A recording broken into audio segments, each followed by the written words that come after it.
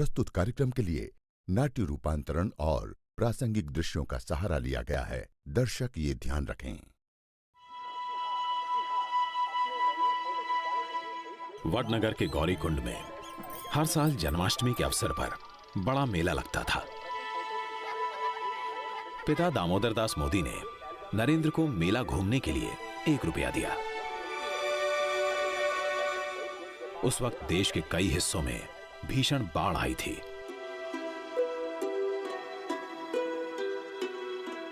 नरेंद्र ने दोस्तों से बात की और सबसे 1-1 रुपया लेकर मेले में चाय का स्टॉल लगा लिया। अपने घर से स्टोव और बर्तन ले आया। चाय बनाना तो वो जानता ही था।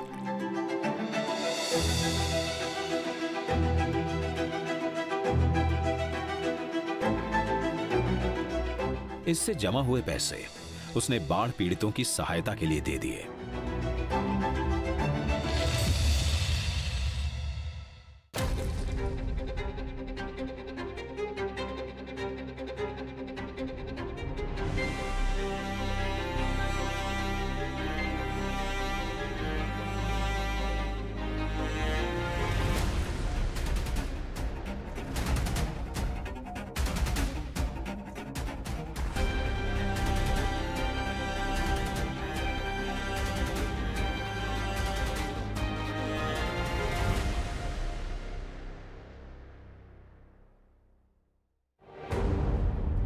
साल 1973 अहमदाबाद के LD इंजीनियरिंग कॉलेज का हॉस्टल। मेस बिल में भारी बढ़ोतरी कर दी गई। छात्रों ने इसके विरोध में हड़ताल कर दी। 23 साल का नरेंद्र भी इस आंदोलन से जुड़ गया। ये चिंगारी गुजरात में महंगाई, बेरोजगारी, कालाबाजारी और भ्रष्टाचार के विरुद्ध ऐतिहासिक नवनिर्माण आंदोलन के रूप में भड़क गई।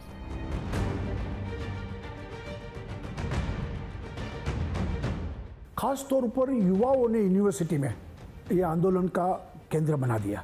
उस वक्त स्लोगन था, अगर सच के नाम बगावत है तो समझो हम सब बागी है। जयप्रकाश नारायण जिंदाबाद, संपूर्ण क्रांति जिंदाबाद।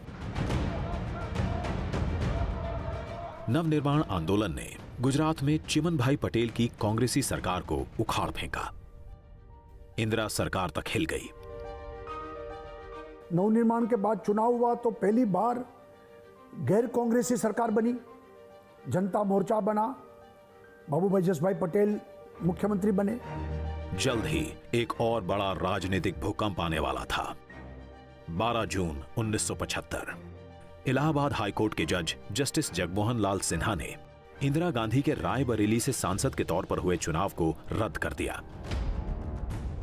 इंदिरा गांधी 1971 में हुए चुनाव में सरकारी तंत्र का दुरुपयोग करने की दोषी पाई गईं। इलाहाबाद हाईकोर्ट के फैसले को इंदिरा ने सुप्रीम कोर्ट में चुनौती दी। देश की सबसे बड़ी अदालत से भी उन्हें खास राहत नहीं मिली।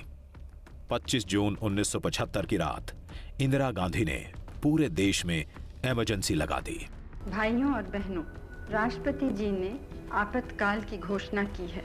राष्ट्र की अखंडता के लिए कठोर कार्रवाई करना जरूरी है।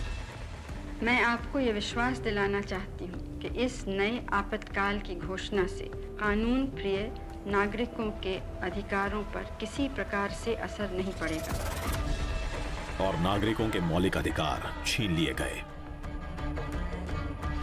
प्रेस पर सेंसरशिप लाद दी गई। अखबारों को सरकार के खिलाफ एक भी शब्द लिखने का अधिकार नहीं था। उस वक्त टीवी नहीं था, ज्यादातर प्रिंटिंग प्रेस था, उसके माध्यम से मीडिया चलता था। तो शाम को आपका जो न्यूज़पेपर बना हो वो पुलिस स्टेशन में दिखाना पड़ता था। उसमें से अगर इंदिरा गांधी के खिलाफ कुछ है तो निकालना पड़ता था, कांग्रेस के खिलाफ कुछ है तो निकालना पड़ता था। विपक्ष के बड़े नेताओं के साथ लाखों की तादाद में आम लोग गिरफ्तार किए गए। 25 जून 1975 का दिन भारत के इतिहास में एक कलंक दिन के रूप में याद किया जाएगा। इमरजेंसी के काले दौर में 25 साल का युवा नरेंद्र भी लोकतंत्र बचाने की लड़ाई में शामिल हुआ। पुलिस नरेंद्र को ढूंढ रही थी, लेकिन कभी साधु तो कभी सरदार बनकर वो लगातार अपना काम करता रहा। हम भावनगर कारागार में थे। मैं साधना साप्ताहिक का संपादक था और सेंसरशिप के खिलाफ लड़ा, इसलिए मैं वो कारागार में था। हम 1 साल रहे। उनको कुछ पूछना था तो वेश बदल कर आ गए वो जेल में। मुझे मिले और भी लोगों को मिले, तो ये उनका साहस का स्वभाव था। नरेंद्र गुजरात ही नहीं, गुजरात के बाहर से आए तमाम नेताओं की भी हर संभव मदद करता रहा।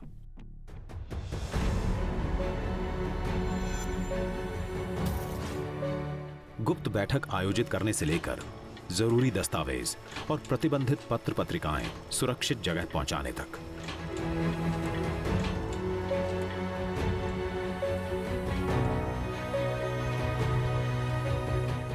जो काम है समाज में जागृति लाने का, यानी कि अलग अलग पत्रिकाएं जो होती थी, जो न्यूज़पेपर में नहीं आते थे सेंसरशिप के नाते, तो वो फैलाना, कई ऑर्गेनाइजेशन की जो गतिविधि चल रही है वो समाज में लाना और विदेश में पहुंचाना, ये सब कार्य करने वाले अंडरग्राउंड वर्कों में नरेंद्र भाई मुख्य थे।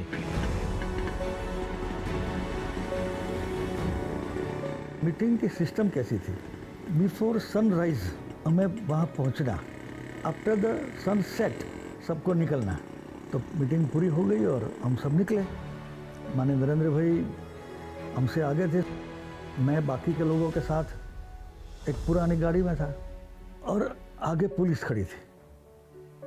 मैं तो घबरा गया। उन्होंने भी देखा कि पुलिस है। वो तो बड़े चालाक होशियार। उन्होंने राइट सिग्नल दिखाया और फिर लेफ्ट बताया। तो मैं घबरा गया कि ये कैसा है, मगर फिर कि मैं राइट को जाता हूँ, आपको लेफ्ट में जाना है। आपातकाल में पिता दामोदर दास मोदी नरेंद्र को लेकर बहुत चिंतित थे। पता नहीं बेटा कहाँ है, किस हाल में है। वे किसी भी तरह नरेंद्र से मिलना चाहते थे। छोटे भाई पंकज ने नरेंद्र से संपर्क किया। नरेंद्र भेष बदलकर छिपते छिपाते अपने मामा के घर अहमदाबाद के दाणी लीमड़ा इलाके पहुंचा, जहां उसने पिता और भाई को बुला लिया था। पिता नरेंद्र की वेशभूषा देखकर दंग रह गए। आपातकाल के खिलाफ लड़ाई में नरेंद्र की भूमिका को जाना तो गर्व की अनुभूति हुई।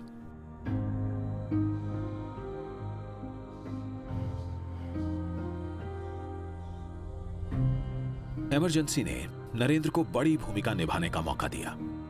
संघ के साथ ही गांधीवादी, साम्यवादी सभी विचारधाराओं को जानने समझने का अवसर मिला। संघ से जुड़े लोगों को गुप्त ढंग से जोड़ने का काम तो चलता ही रहा। अटल जी भी जेल में थे, अडवाणी जी भी जेल में थे और संघ के जितने लोग थे सब जेल में थे, बाला साहब जी। मगर ये लोगों के बीच में जो है पत्र व्यवहार के थ्रू पूरा जो जनता पार्टी का फॉर्मेशन के बारे में चर्चा होता था। 21 मार्च 1977 इमरजेंसी हटी, चुनाव हुए और केंद्र में मोरारजी देसाई की अगुवाई में पहली गैर कांग्रेसी सरकार बनी।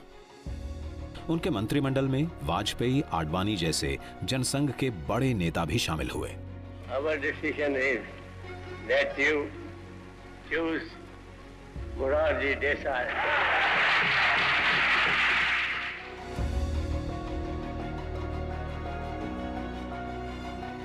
देश में नए राजनीतिक समीकरण बने। नरेंद्र को भी नई जिम्मेदारी मिली। उसे गुजरात से संबंधित आपातकाल का इतिहास लिखने को कहा गया।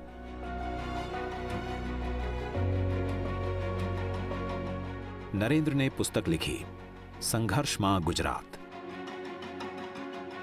तो इमरजेंसी में पूरा कार्य संघर्ष में कैसे चला, इसमें वेश बदल करना, अंडरग्राउंड लोगों को संपर्क रखना, कब कौन कहाँ सत्याग्रह करेगा और जेल में जाएगा, ऐसे अंडरग्राउंड नेताओं की जो बैठक होती थी उनकी भी व्यवस्था करना, ऐसे सब व्यवस्थाओं में नरेंद्र भाई का रोल एक बड़ा था, जो हम संघर्ष में गुजरात वो पुस्तक में काफ़ी कुछ पढ़ सकते हैं। 27 साल के नरेंद्र की पुस्तक का लोकार्पण मुख्यमंत्री बाबूभाई जसभाई पटेल ने किया। यह पुस्तक भारतीय लोकतंत्र के सबसे अंधेरे काल का चमकदार दस्तावेज बन गई। पुस्तक इतनी लोकप्रिय हुई कि इसका हिंदी अनुवाद आपातकाल में गुजरात नाम से प्रकाशित हुआ। भूमिकाएं, स्थान बदलते रहे, अविरल। इमरजेंसी के बाद नरेंद्र का दिल्ली आना जाना लगा रहा। संरक्षक की भूमिका निभाते आ रहे वकील साहब नरेंद्र को तराशते रहे। वकील साहब की सलाह मानते हुए मोदी ने दिल्ली यूनिवर्सिटी से 1978 में बीए किया। मोदी जी वकील साहब के मानस पुत्र थे। वकील साहब के स्मरण में ही पूरा संस्कार धाम खड़ा है, जिसे लक्ष्मण ज्ञानपीठ के नाम से हम जानते हैं। 11 अगस्त 1989 दोपहर 3:15 बजे गुजरात के मोरबी में मच्छू नदी पर बना बांध तेज बारिश से टूट गया। कुछ ही देर में बाढ़ के प्रकोप से 15,000 से अधिक लोगों की जान चली गई। शहर शमशान बन गया। लाशों के कारण महामारी फैलने का खतरा बढ़ गया। इस त्रासदी की जानकारी पाते ही मोदी फटाफट मोरबी पहुंचे। संघ के स्वयं सेवकों के साथ मिलकर बाढ़ पीड़ितों की सहायता की। घर घर में जाके उसका कीचड़ कादव निकालना, इतना ही जो मृतदेह उनका अंतिम संस्कार करना। नरेंद्र भाई भी उसमें हमारे वकील साहब की सूचना से तुरंत पहले ही वीक में आ गए। मोरबी के बाढ़ पीड़ितों के लिए राजकोट में राहत शिविर लगाए गए और इन शिविरों में सबका ध्यान रखा गया। यहां मुस्लिम परिवार बड़ी तादाद में थे, जिनके लिए रमजान के महीने में सहरी तक की व्यवस्था की गई। ये सब काम बड़ा कठिन था और उसको फिर से खड़ा करना, ये पूरा मेरे ख्याल से 2-3 महीने तक ये काम चला था और नरेंद्र भाई उसमें निरंतर वहां पर बने रहे थे। मोरबी की घटना के 2 हफ्ते पहले ही मोरारजी देसाई की जगह चौधरी चरण सिंह ने पीएम की कुर्सी संभाली, लेकिन उनकी सरकार भी 6 महीने के अंदर गिर गई। जनता मोर्चा का प्रयोग 3 साल में धराशायी हुआ और जनवरी 1980 में हुए चुनावों में इंदिरा गांधी ने सत्ता में वापसी की। 6 अप्रैल 1980 जनसंघ से जुड़े नेताओं ने भारतीय जनता पार्टी का गठन किया। अटल जी ने घोषणा की, भारतीय जनता पार्टी बनी। पहला अधिवेशन मुंबई में हुआ। अटल जी का वो बहुत बड़ा वाक्य है, अंधेरा छटेगा कमल खिलेगा, और कमल की घोषणा हुई उस वक्त। 1981 में तमिलनाडु के मीनाक्षीपुरम में बड़ी संख्या में दलित परिवारों को इस्लाम में धर्मांतरित किया गया। इस घटना से देश भर में हाहाकार मचा। हिंदू समाज की एकता को सुदृढ़ करने के लिए संघ परिवार तेजी से हरकत में आया। देश भर में एकात्मता यात्रा का सिलसिला शुरू हुआ। देश के करीब 6 करोड़ लोगों से इस दौरान संपर्क किया गया। इस यात्रा के गुजरात में आयोजन का दायित्व संभाला नरेंद्र मोदी ने। मोदी की नेतृत्व क्षमता को नया आयाम मिला। देशनो तमाम नागरिक एक छे। देश के तमाम नागरिक एक है। इस उद्देश्य के साथ गंगा जी और भारत माता, गंगा जी का कुंभ और भारत माता का चित्र लेकर एक साथ 2 रथ देश भर में निकाले गए। मैं मानता हूं कि ये रथ यात्रा किस तरह से निकाली जाए, इसका विचार भी नरेंद्र भाई का ही था। 31 अक्टूबर 1984 को इंदिरा गांधी की हत्या से उपजी सहानुभूति लहर के कारण कांग्रेस को बम्पर जीत हासिल हुई। बीजेपी को सिर्फ 2 सीटें मिली। अगले ही साल गुजरात में विधानसभा के चुनाव हुए। कांग्रेस ने 182 में से 149 सीटें हासिल की। बीजेपी को महज 11 सीटें मिली। बीजेपी को मजबूत करने के लिए संघ से अच्छे प्रचारकों को पार्टी में भेजने का सिलसिला शुरू हुआ।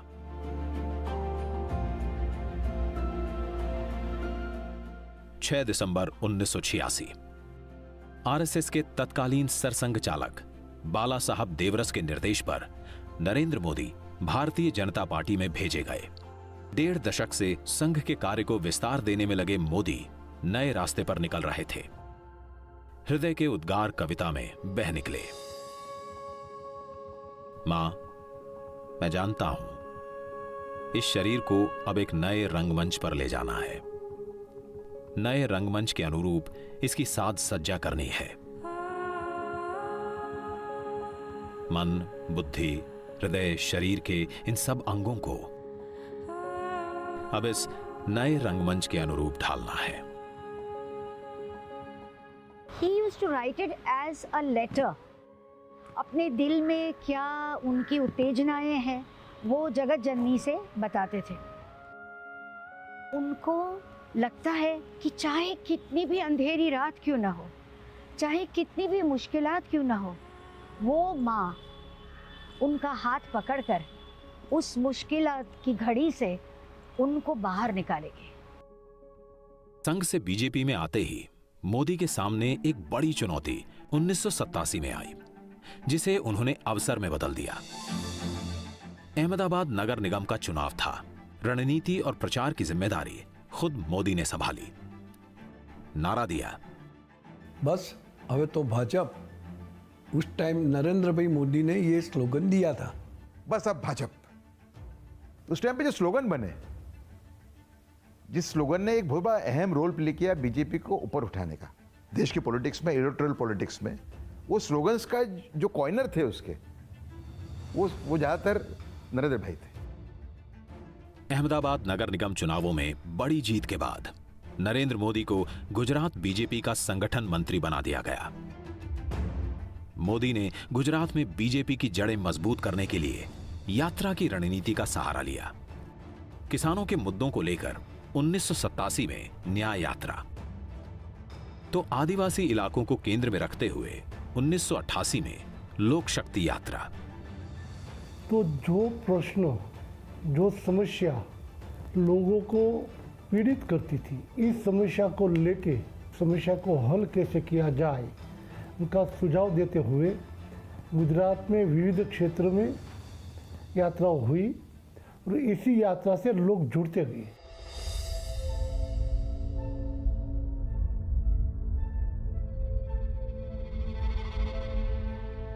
उन्नीस में ही मोदी एक और यात्रा पर निकले, भोले भंडारी के दर्शन के लिए कैलाश मानसरोवर यात्रा पर। विदेश विभाग की तरफ से पहली बार कैलाश मानसरोवर यात्रा के लिए यात्रियों का जत्था भेजा जा रहा था। मोदी भी ऐसे ही एक जत्थे में शरीक हुए। यात्रा से वापस लौटे तो सूचना मिली कि पिता दामोदर दास मोदी की तबीयत काफी खराब है। नरेंद्र तुरंत वडनगर पहुंचे। प्राण निकलने से पहले पिता मानो अपने कुमार का ही इंतजार कर रहे थे। बेटे से मुलाकात हुई और दामोदर दास मोदी ने सदा के लिए आंखें मूंद लीं। अगले ही दिन नरेंद्र नए पथ पर निकल पड़े, अविरल।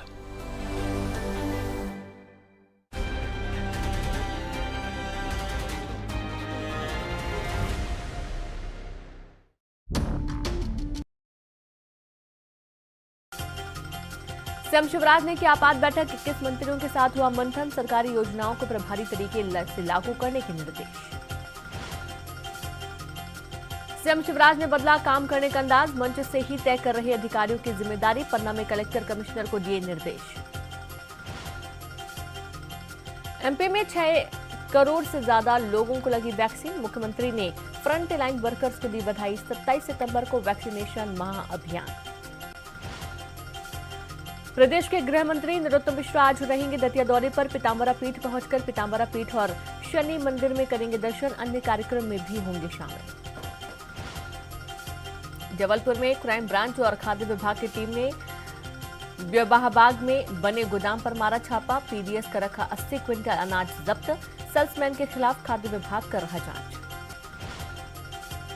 मंडला में बच्चों की सेहत से खिलवाड़, गजराज आंगनबाड़ी केंद्र पर पोषण आहार।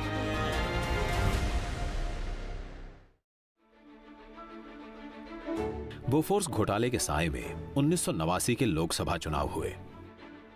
गुजरात में जनता दल के साथ मिलकर बीजेपी ने चुनाव लड़ा। मोदी को अपनी रणनीतिक कुशलता दिखाने का बड़ा मौका मिला। गठबंधन के तहत गुजरात में जिन 12 सीटों पर बीजेपी चुनाव लड़ी, उन सभी सीटों पर बीजेपी की जीत हुई। मोदी का सिक्का और जमा। कि मोदी जी का काम करने का तरीका वो अपने आप में एक अनूठा है। काम कुछ भी हो उसका पूरा आयोजन करना और आयोजन को एक बार चकास लेना, उसके बाद अमल में लाना। तो ये प्लानिंग करके किसी काम को अंजाम देने की जो उनकी पद्धति है, उसी में ही इनकी सफलता का राज है। 1989 के लोकसभा चुनावों ने बीजेपी को ताकत दी। पार्टी ने सोमनाथ से अयोध्या तक रथ यात्रा का फैसला किया। रथ यात्रा की पूरी प्लानिंग मोदी के जिम्मे रही, जो गुजरात में पहले ही कई सफल यात्राएं आयोजित कर चुके थे। सोमनाथ से अयोध्या की यात्रा बीजेपी के लिए काफी महत्वपूर्ण रहने वाली थी। आजादी के तुरंत बाद सरदार पटेल की प्रेरणा से सोमनाथ मंदिर का पुनर्निर्माण हुआ था। बीजेपी अपनी अगुवाई में भगवान श्री राम की जन्मभूमि अयोध्या में मंदिर निर्माण कराना चाह रही थी। रामलला के जन्म स्थान की उस जगह जहां के प्राचीन मंदिर को बाबर के सेनापति मीर बाकी ने तोड़कर बाबरी मस्जिद बनवा दी थी। रथ यात्रा के जरिए बीजेपी राम मंदिर के लिए जन समर्थन जुटाने की तैयारी कर रही थी। पार्टी का अपना जनाधार बढ़ना स्वाभाविक था। आडवाणी की यात्रा अपनी मंजिल तक पहुंच नहीं पाई, लेकिन साल भर बाद मोदी खुद एक बड़ी यात्रा पर निकले। बीजेपी के तत्कालीन राष्ट्रीय अध्यक्ष मुरली मनोहर जोशी के साथ उन्होंने कन्याकुमारी से यात्रा की शुरुआत की। इसे नाम दिया एकता यात्रा का। हमारी मांगे हैं 3, धारा 370 हटाओ, आतंकवाद मिटाओ, भारत देश बचाओ। उस वक्त कश्मीर में पंडितों की हत्या, उनकी बहु बेटियों के साथ बलात्कार, पलायन जारी था। घाटी में पाकिस्तान प्रायोजित आतंकवाद के खिलाफ पूरे देश को जगाने के उद्देश्य से थी मोदी की ये यात्रा। जिद ये कि जान रहे या जाए, श्रीनगर के लाल चौक पर तिरंगा फहरा कर रहेंगे। लाल चौक में पोस्टर्स लगाएं, दीवारों पे लिखा है, जिसने अपनी मां का दूध पिया हो वो श्रीनगर के लाल चौक में आए, आकर के भारत का तिरंगा झंडा फहराएं, और अगर वो जिंदा वापस जाएगा तो आतंकवादी से इनाम देंगे। आतंकवादी कान खोल करके सुन ले। 26 जनवरी को परसों, अब चंद घंटे बाकी हैं, लाल चौक में फैसला हो जाएगा किसने अपनी मां का दूध पिया।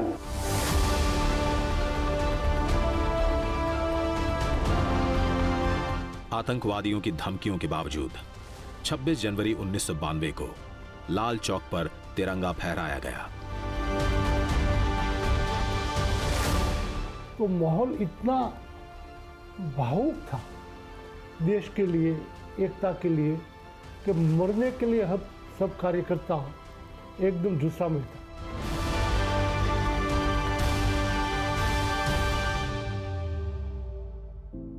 दिसंबर 1992 अयोध्या में बाबरी मस्जिद का विवादास्पद ढांचा गिरा दिया गया। गुजरात में जनता दल और बीजेपी का गठबंधन टूटा।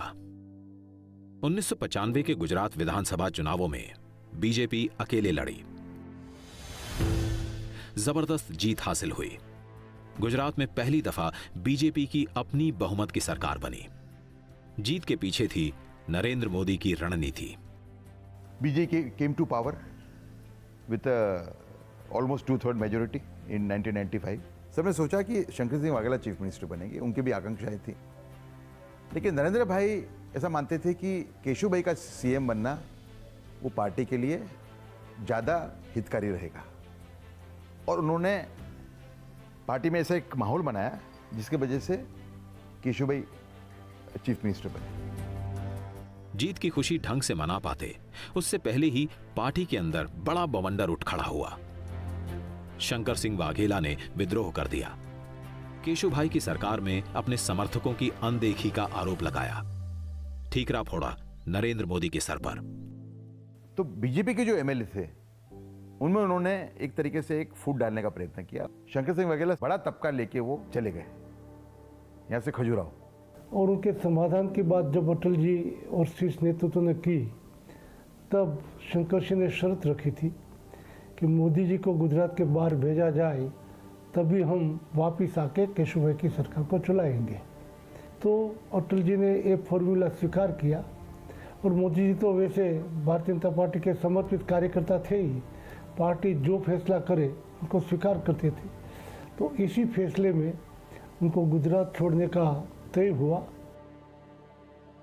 नरेंद्र मोदी इस पूरे घटनाक्रम से आहत हुए, लेकिन पार्टी के हित में गुजरात छोड़ना स्वीकार किया।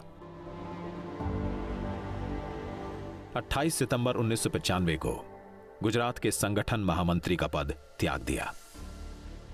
क्या हार में, क्या जीत में, किंचित नहीं भयभीत में, कर्तव्य पथ पर जो मिले, यह भी सही, वह भी सही।